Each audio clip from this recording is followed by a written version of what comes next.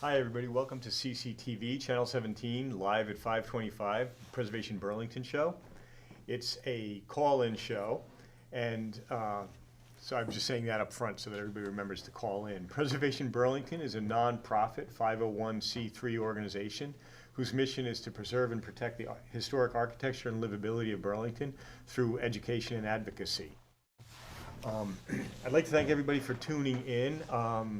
I know we have a lot of upcoming events that I think I'd be better suited to just tell everybody to go to the website. We know our annual meeting is coming up this May. We have a bunch of walking tours all throughout June, sort of to offset the fact that we're not doing a homes tour again this year. It's disappointing, but we just have so much other stuff that's available and going on to sort of make up for that. And so speaking of the annual awards, which are coming up May 21st at the Barge Canal. Venetian Beverage is going to be there, and we'll be acknowledging a whole bunch of really interesting projects that happened throughout Burlington. And I'm not foreshadowing here, but if everybody's been paying attention to stuff in Burlington, there's been a lot of stuff in the news about historic barns and outbuilding. Burlington's got hundreds and hundreds of old outbuildings in all different kinds of shape, and they're often a contributing historic structure to a property, and people are either inheriting them dilapidated or letting them fall to ruin because they don't normally suit today's lifestyle.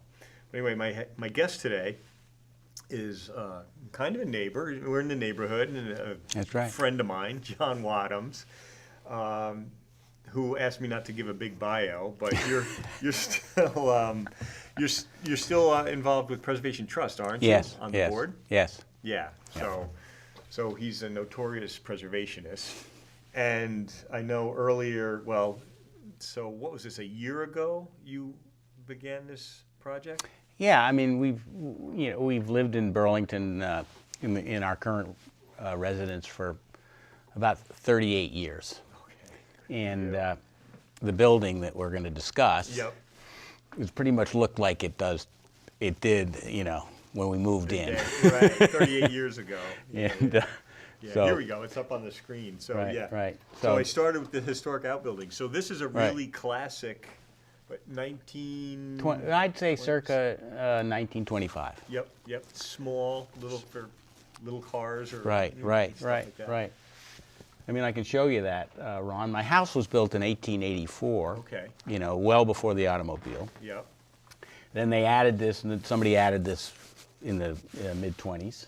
I assume. I don't know the exact date. Probably got one of those first cars. Right. And we kept the building. I mean, we kept a good roof on it, and I used to paint it and mess around with the door, so it didn't look this badly.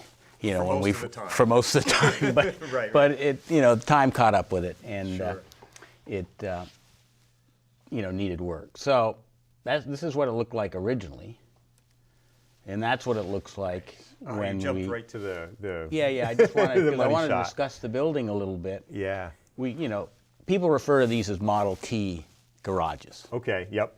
because that's sort of the era. And then the size, right? Yeah, They're small, so right, those right. cars were smaller. That's right. Well, there's what would fit in one of these. Yep. Nice. It's a Model T 1923. Okay. This is a garage plan for a 1923. Is it? Garage, right. And now mine's a little bit bigger. This one is 16 feet interior. Mine's probably 17 Wow. feet. Yeah, 17 and a half, I think. Right. Yes, you're right. So this is what would have gone in there. Right. Oh, that's cool. Yeah. So, obviously, a new car doesn't fit very well in there. No, especially the past few Right. years. And a Tesla Model 3 is 16 feet long. Yep. So it'd be You tough. couldn't even sideways your way Right. It's past 6 it. feet wide. You wouldn't be able to open the doors. Not that I'll I've ever. put the Tundra in there. Right, yeah, the Tundra would probably be good. You could put the building on the Tundra. Right. Right. So anyway. So it's a really cool building, right? It's got that classic hip roof, Right, the windows on the sides, Yeah. and then the doors. So talk Right. about the doors a little. Yeah. I don't want to jump around too much, but Well, I'm going to get into it. Okay, yeah. Let's go through let me just show you a few more pictures. So Yeah. basically, this is sort of an interior view as we started to work on the building. Looks like an exterior view. I know. The building's jacked up a little bit, but you can see the sills are rotting and the concrete slab. This was sitting on just some timbers with a slab on the inside. So they probably poured the slab after the Yes, original building, right, right? And then, right. yep, ran right up to the sills. And, Yeah. And then, we started jacking this thing up. Okay. Yeah. I had a good friend of mine, Jay Hoffman, a pretty good carpenter, and together he would come in and help me when we needed two hands and for two heads also, because he had some good ideas, and Yep. together we sort of figured out how to jack it up, and this was a do-it-yourself project. Right. So you were the GC, I was lead carpenter, Right, right. glazier, Yes, probably. yes. Yeah. Okay. So we figured out how to jack the building up, and the two of us, did a bunch of bracing and all sorts of things So inside just the a building. little bit about. So this is a good picture. So a little bit about the jacking. So now Yeah. it's obviously because all these buildings are non-conforming, right? So you're in the setback. So what am I seeing here? The way you jacked it up, because Well, you what- want to remove the broken slab and everything inside, right? So we spanned the corners of the building with a fairly heavy timber. To catch that timber, we ran a skirt board all the way around, screwed to the existing framing. Yep, inside. We ran some angle braces, sort of creating a truss in the back, Keep it square or square it up. and did some other bracing to keep the walls from moving around as we jacked it up. And then we just slowly, with 4 jacks, which I went down to the hardware store and bought, especially for this. With the 4 jacks, we slowly raised the building up, just half an inch at a time, Running watching it corner to corner. running corner to corner, side to side. The two of us would move back and forth, and got it up, approximately 3 feet, about 3 feet, and then that's where it sat until the excavator could show up. right. Back to your GCing it, right? Right. So you're trying to get everybody's schedule to Right. to And it was align. kind of, it was really on my schedule, which was nice because I had the ability to be flexible too with time. So I didn't have to have everything. I didn't really call in the subcontractors until I was ready for them. Right. They weren't, chomping at the bit. Yeah, and this isn't part of your house, Right, right? right, I mean, yeah. technically, so Yeah. it's not impacting your Right, living. Right. So, yeah. Right. So there's probably a pretty good view of the building up Yep. Now this is from behind it, right? from behind. Yep. All the windows and doors have been removed, obviously. We braced the rear of the building to keep it from going downhill. Because it's a pretty good grade. Yeah. And then we had the excavator show up, and he was able to get his machine right inside. This is REM construction from Randolph, Okay. Vermont. Young guy. Yeah. And he Nice size machine. he was able to just squeeze in there. So did he dig his way in a little Yeah, bit? Cause, yeah. Because what's the height of the door? I know About Model 9 T. feet. How high is a Model T? Right, exactly. About 9 feet, you said? Right, it's about 9 feet. We took the center post out of the garage and braced it, and he was able to just, literally barely squeeze in there. And then went to work and basically, took out all the dirt. And there's another picture of it, Okay, now it's... teetering on the edge. Yeah. Yeah, look at your cribbing. Everything was stable. I mean, Your we cribbing had- is real close to that drop down. The now. ground was solid. We had gravel under the cribbing. It was very solid. We banged around a lot on that building while I was in that shape, and So who moved. was it? Your carpenter buddy and you that came up with the engineering with like what was required and right, yeah, Okay. yeah, pretty good. yeah. Pretty Well, it's a impressive. small building too, That's true. Right. How if it fell over, how bad could it be? Right. You just start over again. Right. which is, to the point that we didn't want it to fall over because, it's expensive to tear these things down. Right. You have to take everything to the dump. Parting, yeah, everything. And to build a new garage would have been a lot more expensive. Than, Yep. I think in the End long of the run. day, right? Yep. So anyway, this is some gravel we had to bring in. We built a Wow. monolithic slab, Okay. which had a coarse gravel on about a foot of coarse gravel. Then we laid. Wow. There's no picture. I don't have any picture of this, but we put down 3.5 inches of insulation Okay. On below the gravel? on top of the gravel. On top of the gravel. Oh, okay. And then another layer of Surepack, which is a very fine gravel. We Tamped that. And we tamped that. Yeah. And then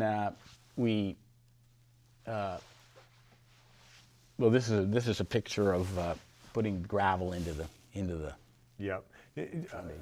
I know we've chatted before, but I asked, but so there's no frost walls. Did you like a Right. expanded edge? Yes. Like- The insulation in gravel extends 3 feet out from the foundation all the way around, Oh, okay. Wow. and that's to prevent from freezing. Frost. Yeah. Frost And also, I did have the slab engineered. It was done by a venture, Engineering Ventures Oh yeah. in Burlington. Oh, those guys are great. And, Big into historic buildings. those right. guys. Yeah, they've They- saved a lot of stuff. Yep. And They Bob work with Neal was, was one of the partners there, and did a very nice job. He designed the foundation for me, so I don't want the earlier picture of the slab in a million pieces. Yeah. I didn't want that to happen. Right. You don't want to put this kind of effort in, and then Right. 10 years down the road or 5 years down the road have that Right. heave come up. So we then put the gravel and insulation as I explained, and then There we we go. put a reinforced slab down. Yep. And you can see some of the insulation on the sides. Yeah. We did use some insulated forms Okay. Yeah. in order to sort of Yeah, they're help hold They're everything. like Legos, right? Right. They Yeah, put- yeah. Yeah. Okay. Yeah, we that did that we on our. did. We put some of those in just to keep things from moving around, and we had to put the gravel and the insulation outside after we did this on the exterior of the building because we couldn't work on the building with. And the cribbing was in the way, right? Right, the Yeah. cribbing was in the way. We didn't want to have to work over a moat, Yeah. basically. Right. And so we put that around just as a way to sort of hold the concrete and form it up. And it worked very well. So there's our slab. There you go.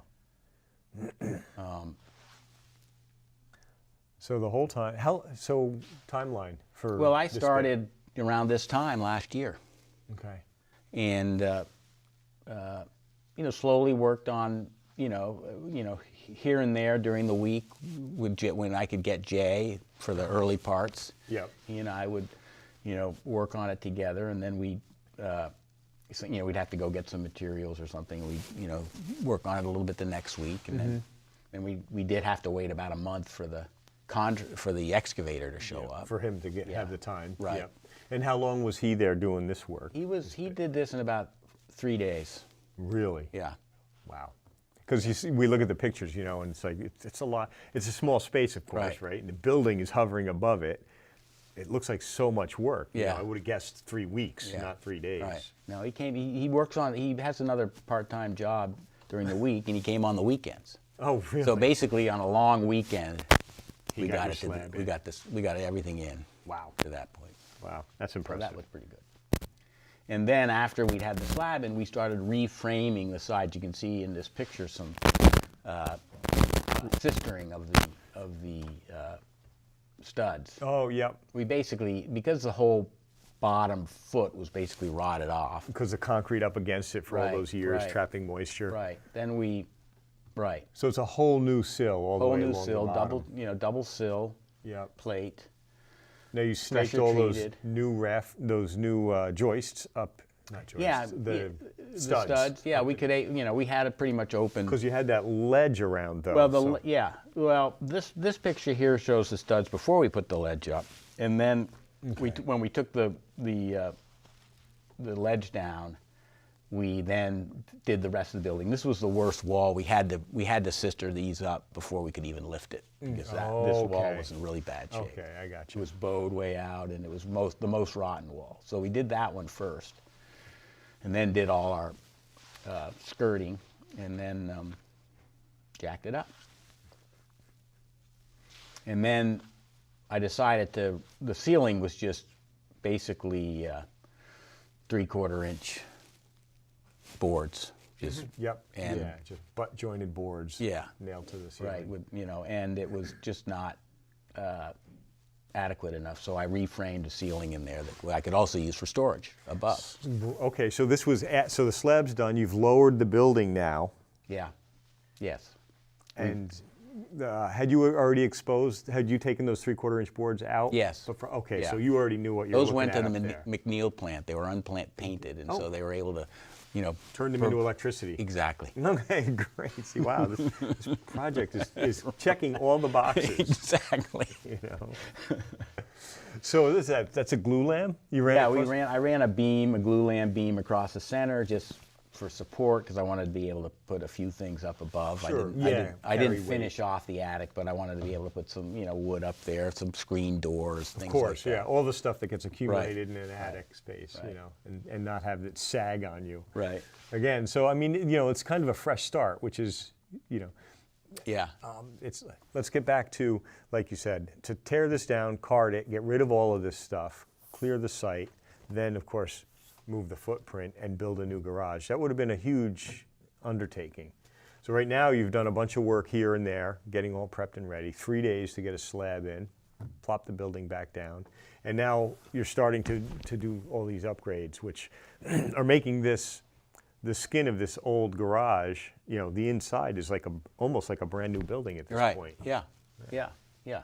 And the siding, I mean, the sheathing, some of it we had to tear a lot of sheathing out, which was actually perfectly good shape around the outside just to get our jacking and everything. Yeah, all that cribbing and everything. And so, we had to patch a little sheathing, but the outside, the siding, except where I had to tear it off about 3 feet up, was really in pretty darn good shape. There's the building down on the slab. Okay, yep. It's been raised in the back, leveled. We had to bring it up quite a bit in the back. The original where it was sitting. It was going to end up in the lake. I guess. It was going to roll backwards. We're a mile from the lake, but it would have ended up there. Eventually, yeah. And so that's Those are your holes for your Those are your our beam that holes went for our across to beam. carry it. Yeah. they're starting to, that's starting to put things back together. We, put some sheathing on there. Mm-hmm. We poured a skirt in front of the garage. Yep. Nice addition. Yeah. Keep backsplash away. Keep Yeah. dirt off of the doors. And Make an easier transition from, I'm not using it as a garage. It's going to, but I do bring a car down there every so often to unload something. Yep. That shows you, this picture is where we've, replaced some of the siding and the skirt board and the trim pieces actually down. Okay. Not very much. No. Replacement in kind. Yeah. Check that box. Absolutely. Everything, as originally done. Yep. Now, we can talk about the doors a little bit. Yeah, now this is my favorite part of the project. And Right. I don't want to, I know I disappointed you by not having the time to take care of the doors for you. So, but, seeing them now, that, you took them back and you weren't visibly mad at me, and they're beautiful. They're amazing. Yeah. And they were so cool to begin with. Right. So, yeah, tell us about the doors. Well, so they had to be, based on some advice I got from you, I knew how to do it, right? Which is, the bottom foot of the doors basically had to be rebuilt. Yep. The rest of the structure of the doors was in really good shape. Yep. All the hardware was in good shape, so I was able to, clean that up, put it back on. The track that you can see in this picture. Yeah, which is really neat. It's like a barn door track with the rollers on top. Right. But the thing you don't see every day is it makes it bend around the corner. Yeah, there. I'm going to show you how that works here. Okay, nice. Oh, I'm foreshadowing, that's all. Right. So the doors, I painted those doors. You can also see some sheathing. We did sheathe the interior in tongue and groove pine. Yep. I thought that was for me, being more wood oriented than sheetrock oriented, it seemed to make sense. Yep. So. Yep. Yeah. It's more structural, Yeah. kind of Yeah. easier, more fun to work with. Yes. Yeah. Yeah. So we did the walls and ceiling. And then this is sort of a picture here of the old type of doors that were sold then. Called these. I don't know what my doors are, but this company Slide Tight used to sell these folding doors around that time. There's a picture of an early automobile inside a garage. Yep. The Model T. Some different things. See the way the doors are getting out of the way there. And here, if I can work this.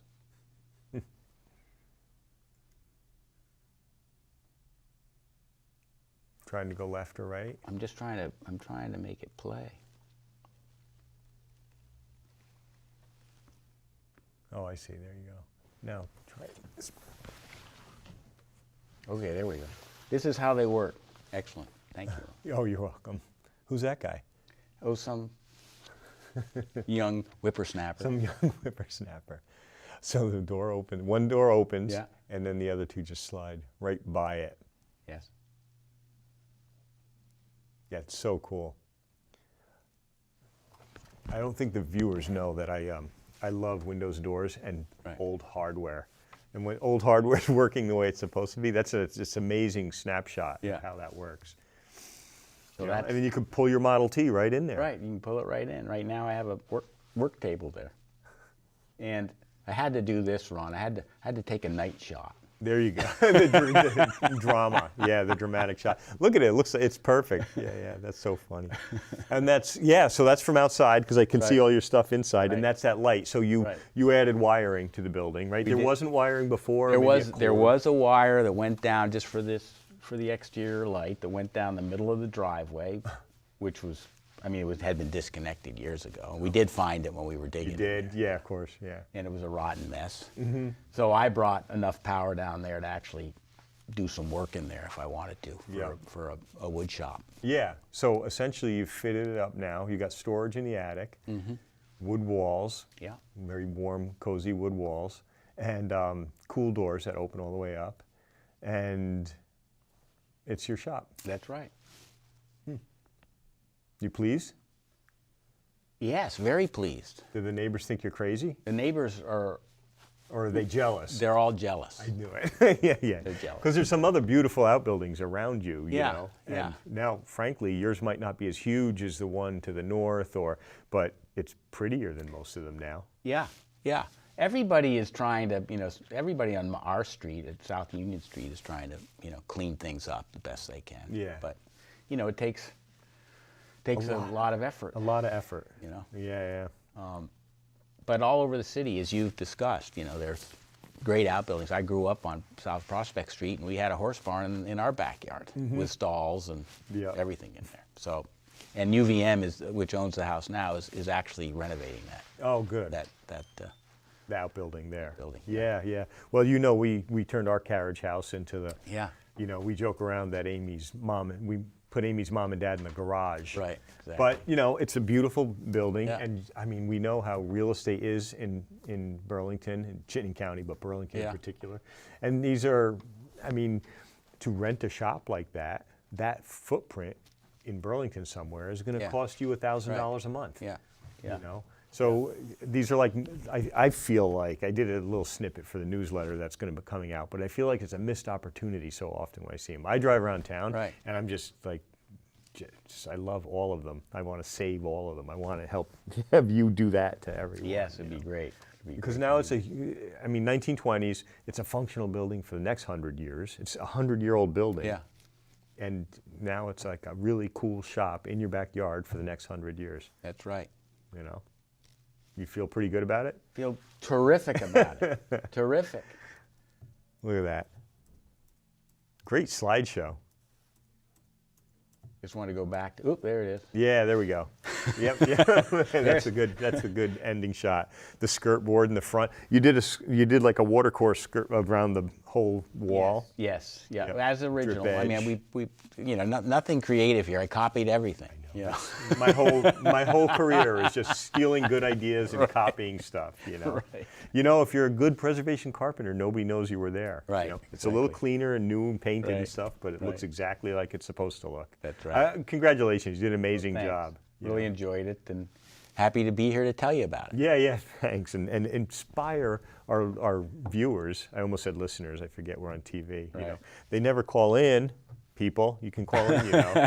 But I should have had my wife call in. yeah, I know. Sometimes I set Amy up to call in. You know when we get call-ins? Anybody from zoning is here. Right. You know, and you get call-ins. But no, thanks so much, John. Thanks for having me. For coming in and Enjoyed it. sharing this with everybody. It's really cool, and it's part of that whole message, you know.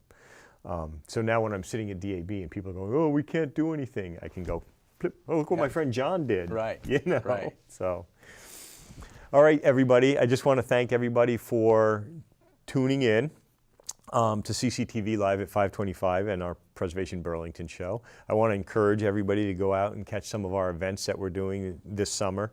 I know it's been a long couple of years and there's a lot of pent-up demand, and we're going to be walking all over town with all kinds of opportunities for people to learn about different neighborhoods and different architecture and stuff like that. So for more information on all of that and Burlington history, the tours, events, or to get a marker for your historic home, go to preservationburlington.org, and we'll see you next month. I don't know what's going to be on next month yet, so we'll surprise you. Thanks for tuning in.